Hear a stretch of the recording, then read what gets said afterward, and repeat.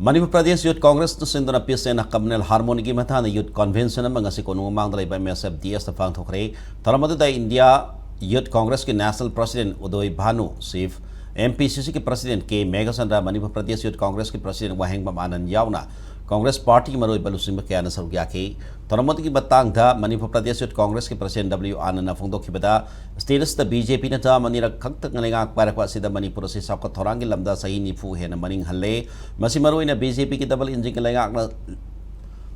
Langak Haita Batiki, Topani, BJP with the RSS ki Sindana Unity ki Kola Laroga Tabaktana, Apik Amadi, Kanup Singbo, Mutana Bahona Bakayas and Manipur Kaktanatan India, Pumanga City, Kamtena Wahale, Amaram Nagasi status the Sai any Henamia and the Kamtena Wari Basip Wapumpan Loishinduna, Don't Koina Matu in a thing Minagi Harabadi Youth Sing so Wahudang Lobamatai, Baramasina, Landamasit Lady Youth Sing da, Amatu in a Punsin Hanabaki Pandamda, Nasigi Famasipang Topani Hike.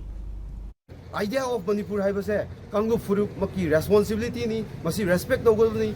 Amadi very unfortunate thing is BJP always focus on unity but never respect diversity.